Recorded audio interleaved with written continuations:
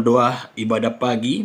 Sebelum kita masuk dalam pokok-pokok doa dan segala aktivitas mungkin hari ini kita akan lakukan segala kegiatan, adalah lebih baik kita beribadah kepada Tuhan dan merenungkan firman Tuhan di pagi yang indah ini yang terambil dari kitab Keluaran 14 ayat 13 sampai yang ke-14. Bapak Ibu Saudara sekalian, dalam doa pagi ini firman Tuhan terambil dari kitab Keluaran 14 ayat 13 sampai yang ke-14. Jika Bapak Ibu Saudara sekalian telah menemukan firman Tuhan tersebut, izinkanlah saya akan membacakan firman Tuhan ini. Demikianlah firman Tuhan yang terambil dari kitab Keluaran 14 ayat 13 sampai yang ke-14. Demikian. Tetapi berkatalah Musa kepada bangsa itu, janganlah takut, berdirilah tetap dan lihatlah keselamatan dari Tuhan yang akan diberikannya hari ini kepadamu. Sebab orang Mesir yang kamu lihat hari ini tidak akan kamu lihat lagi untuk selama-lamanya. Tuhan akan berperang untuk kamu dan kamu akan diam saja. Amin. Berbahagialah orang yang merenungkan firman Tuhan serta melakukannya. Dalam kitab Keluaran 14 dikatakan lagi, saya bacakan sekali lagi. Janganlah takut, berdirilah tetap dan lihatlah keselamatan dari Tuhan yang akan diberikannya hari ini kepadamu. Sebab orang Mesir yang kamu lihat hari ini tidak akan kamu lihat lagi untuk selama-lamanya. Tuhan akan berperang untuk kamu dan kamu akan diam saja. Demikianlah Musa menyampaikan firman Tuhan kepada bangsa Ibrani yang dikepung, di mana dia masuk gurun dan di depan adalah laut dan di belakang adalah segerombolan pasukan yang dipimpin oleh Firaun, pasukan Mesir, untuk merebut kembali mereka yang telah keluar dari tanah Mesir, yang dibebaskan Tuhan, dan namun mengalami dilematis. Ketika mereka berjalan jauh, lalu mereka dihadapkan gurun gunung, dan tibalah mereka di tepi laut. Laut ini Tiberau namanya, Bapak sekalian. Namun Tuhan dikatakan dalam pasal ini mengeraskan hati Firaun untuk mengambil lagi mereka untuk menjadi diperbudak. Lalu Firaun mengumpulkan pasukan yang begitu besar sekali dan olehnya mereka datang mengepung bangsa Ibrani ini. Tetapi bangsa Ibrani ini yang dibebaskan Tuhan selama 450 tahun menjadi budak di Mesir, bukannya bersyukur tetapi berkeluh kesah kepada Musa. Bahkan mereka berseru, mengapa kami diperhadapkan situasi kondisi yang tidak baik ini? Bukankah kami akan mati? Kalau kami mati, bukankah di Mesir banyak untuk kami bisa menjadi kuburan dan keturunan kami bisa tetap menjadi budak pelayan bangsa Mesir? Tetapi Musa berkata, apa di ayat 13 dikatakan, janganlah takut, berdiri tetap dan lihatlah keselamatan dari Tuhan yang diberikannya kepadamu hari ini. Dan ketika Musa mengatakan di ayat 14, Tuhan akan berperang untuk kamu dan kamu akan diam saja. Maka Tuhan memerintahkan Musa untuk membelah laut. Dikatakan di situ dalam firman Tuhan selanjutnya, Musa langsung memukul laut itu dan terjadi terbelah dua. Semalam-malaman itu menjadi suatu jalan yang luar biasa dan tanahnya menjadi kering, airnya terbelah dua. Dan malaikat Tuhan dikatakan di situ menjaga mereka dari belakang dengan tiang awan, tiang api, menahan bangsa Mesir yang begitu datang dengan pasukan berkuda, pasukan tentaranya yang luar biasa. Lalu seketika itu berangkatlah Musa dan bangsa ini berjalan di tengah laut yang dibelah dua itu, menyeberangi.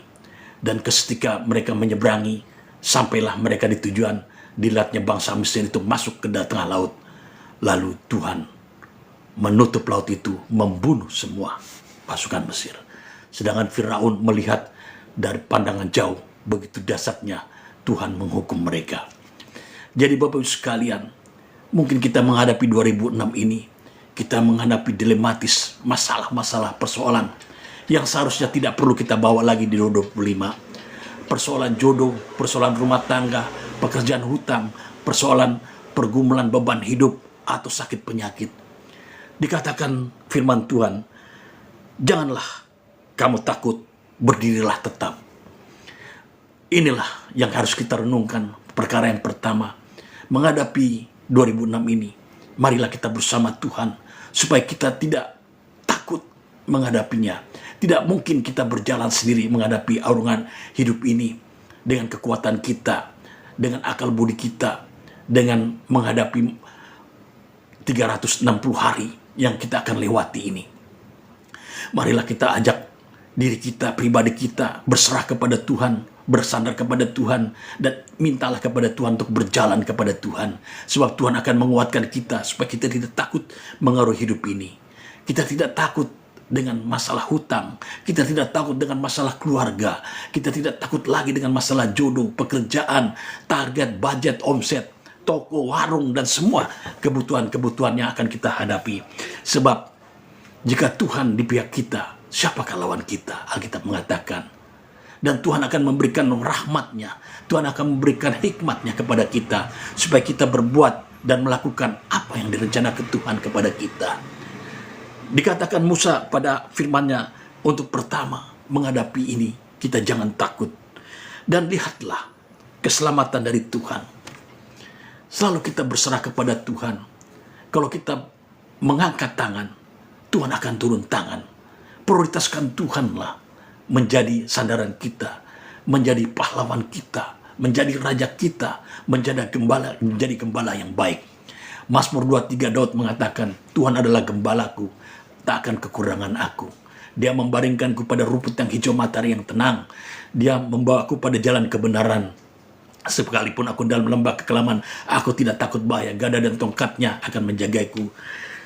Dia menyediakan hidangan bagiku di hadapan lawanku. Kebajikan kemurahan akan mengikuti aku seumur hidupku. Dan aku akan diam di rumah Bapa di sepanjang masa. Daud adalah seorang gembala. Dia mengurus kambing domba.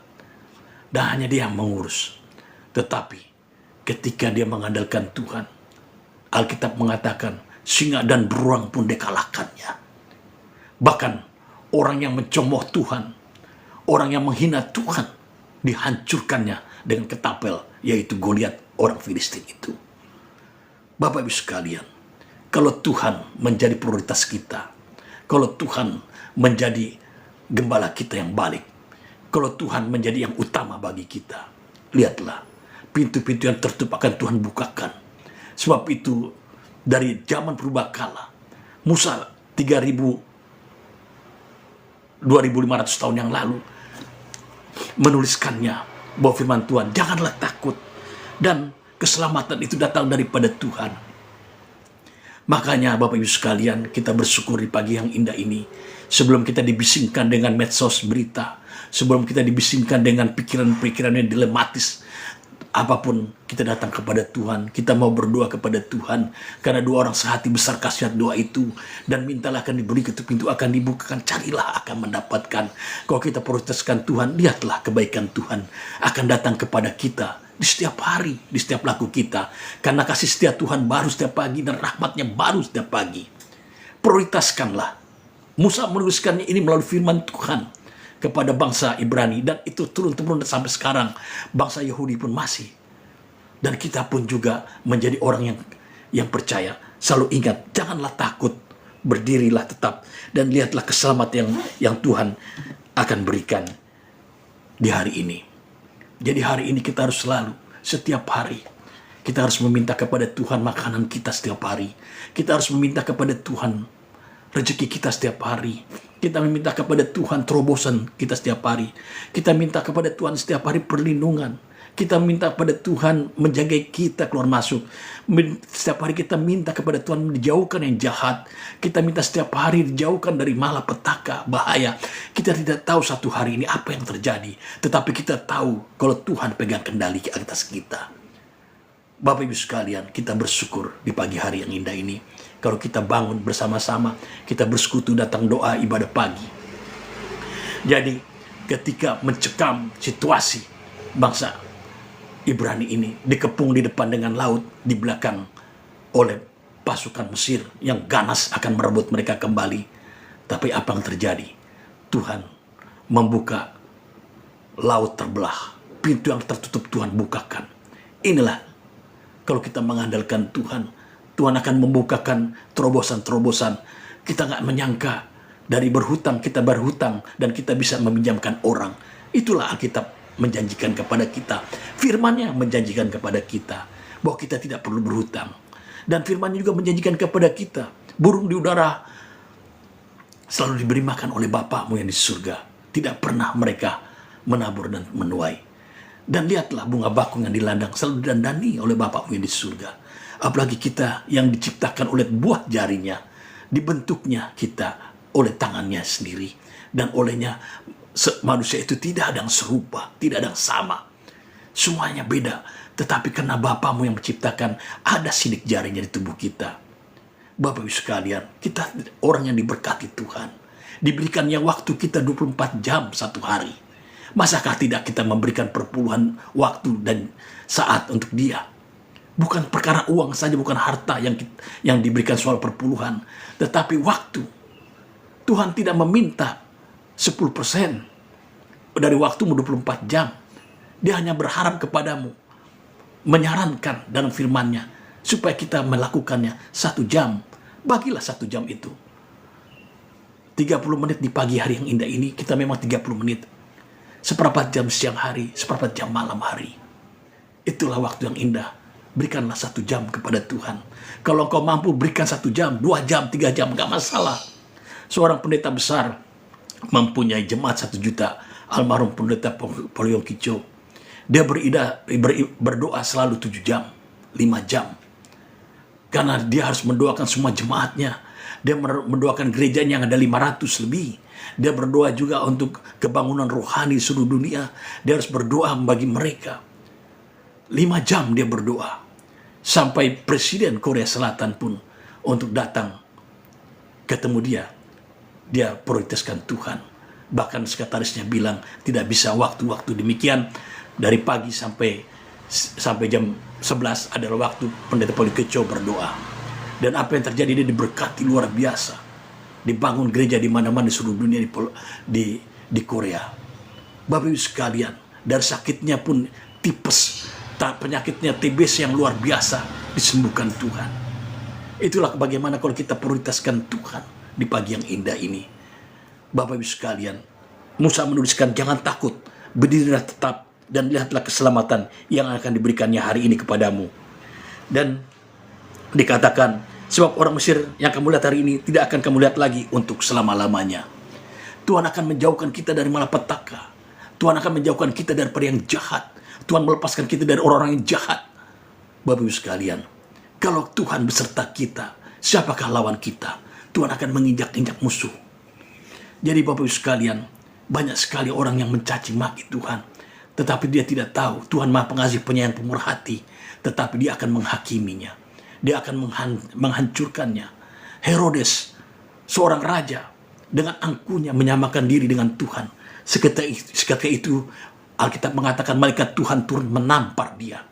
Tuhan akan menghakimi semua yang menghina dia, mencaci maki dia.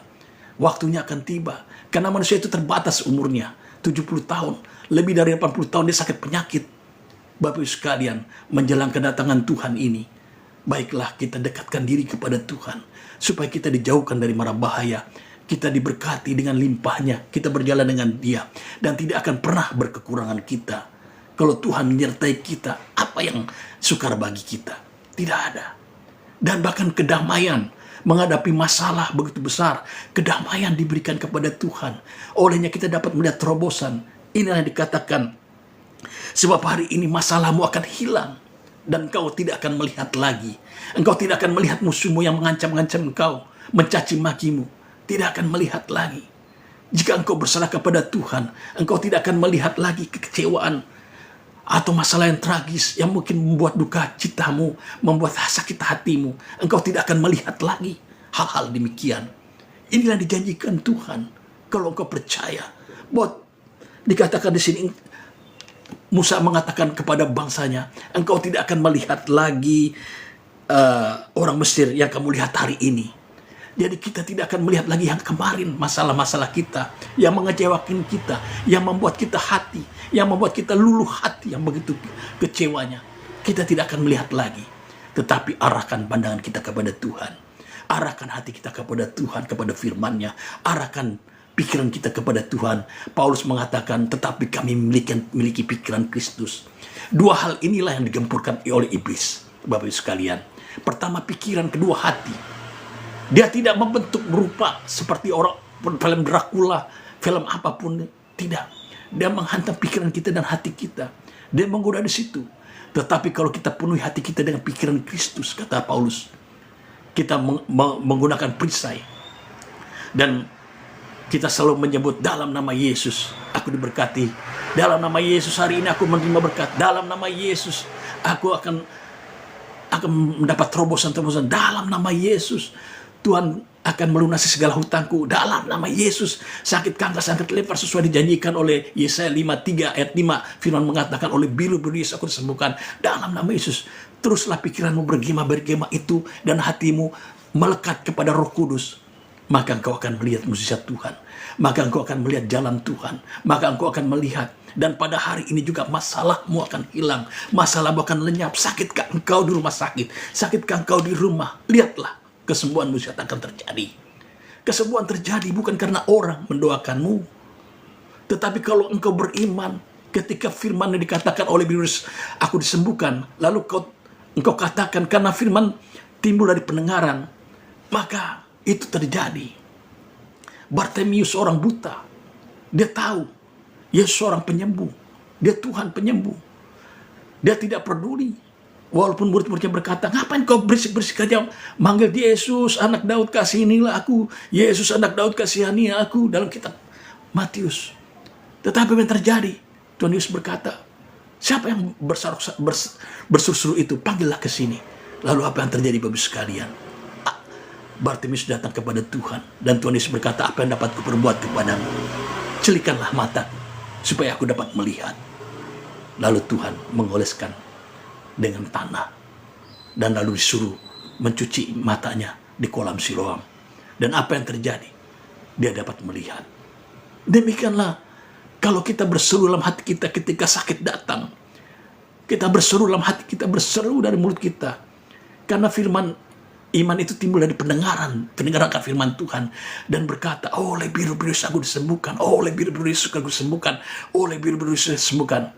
Maka para malaikat Tuhan pun bekerja menjangkau apa yang diserukan dengan firman Tuhan, dan dinyatakan surga tidak tertarik dengan kau berkesah, mengapa aku begini sakit, mengapa aku menderita. Surga tidak tertarik. Tetapi kalau engkau berkata dalam Yesus Kristus setiap lutut sudah mengaku bahwa Yesus Kristus Tuhan, maka mukjizat terjadi. Demikian juga ketika engkau tidak punya uang, tidak ada penghasilan, engkau mengalami kesusahan, tumpang tanganlah atas dompetmu, rekeningmu. Bukakanlah kitab Filipi 4 ayat 19. Allahku akan memenuhi segala keperluanku menurut kekayaan dan kemuliaannya. Inilah yang selalu diingat oleh kongmorat-kongmorat di seluruh dunia, orang-orang yang percaya kepada Tuhan. Dia mengingat dalam kitab ini, maka mereka menjadi kaya raya yang luar biasa. Saya pelajari mereka, bagaimana mereka dapat bilion dolar, menghasilkan pekerjaan luar biasa. Mereka mengingat ayat ini, Filipi 4 ayat 19. Allahku akan memenuhi keperluanku menurut kekayaan kemuliaannya. Begitu juga Pendeta Polio Kicho, dia bersaksi ketika dia punya jemaat 10.000 dan sudah mencapai 700.000, dia harus bangun gereja yang besar. Bayangkan 700.000, dia perlu ratusan triliun Bapak Ibu sekalian. Dia berdoa, dia tidak punya apa-apa, dia seorang pendeta. Dia ingat Filipi 4 ayat 19, Allahku akan memenuhi keperluanku menurut kepercayaan. Dan ingat Bapak Ibu sekalian, Alkitab mengatakan iman timbul dari pendengaran akan firman Tuhan. Dan ketika dikatakan itu, mengalir uang. Bahkan sekarang mereka memiliki ribuan triliun untuk dia sokong di seluruh penginjilan di seluruh dunia. Bapak Ibu sekalian, bagi Allah tidak mustahil. Musa mengatakan di sini, dan hari ini masalahmu, hari ini Mesir yang kau lihat itu akan hilang selama-lamanya. Jika Tuhan di pihak kita, siapakah lawan kita? Tuhan akan menginjak musuh-musuh kita. Dia akan menghancurkannya. Memang Tuhan itu pengasih, penyayang, pemurah hati. Tetapi dikatakan di situ, Tuhan akan menghakimi.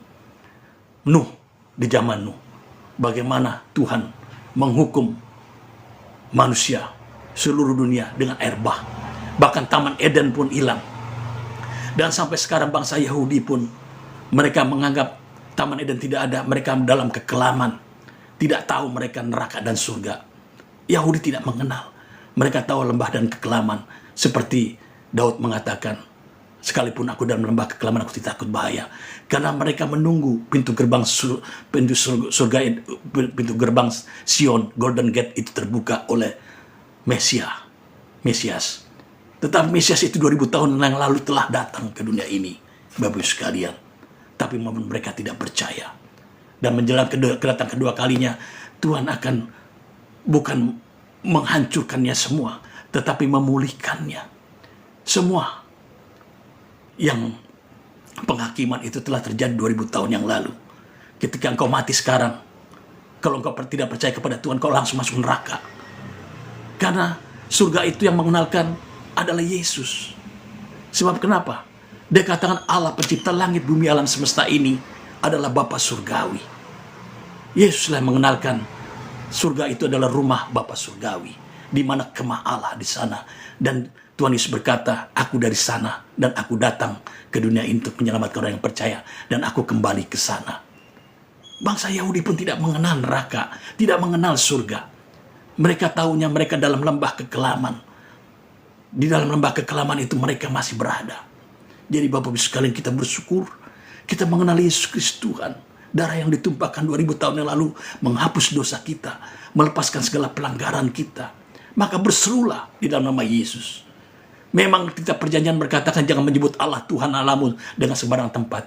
Tetapi Tuhan Yesus menggenapkannya. Kita dapat menyebut dalam nama Yesus hari ini aku diberkati. Dalam nama Yesus persoalanku selesai. Dalam nama Yesus sakitku sembuh. Dalam nama Yesus. Dan lihatlah, mujizat terjadi. Karena dia di dalam nama Yesus Kristus setiap lutut bertutur seperti mengaku bahwa Yesus Tuhan. Dan kitab Ibrani 13 ayat 8 mengatakan bahwa Yesus tetap sama dulu, sekarang, dan sampai selama-lamanya. Amin.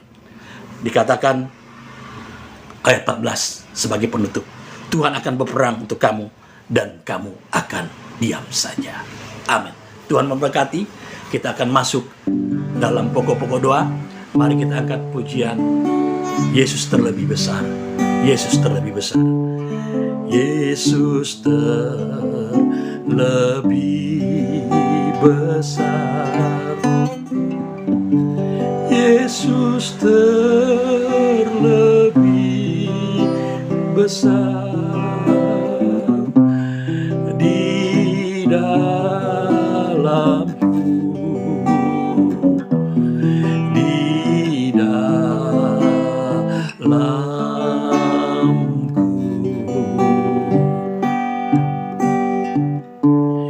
Yesus terlebih besar. Yesus terlebih besar di dalamku selama-lamanya. Bapa kami yang kerajaan surga, Bapa pencipta langit bumi semesta alam, Bapa yang menciptakan dan mengadakan segala sesuatu yang kami kenal di dalam Yesus Kristus Tuhan Putra Allah yang maha agung dan maha mulia.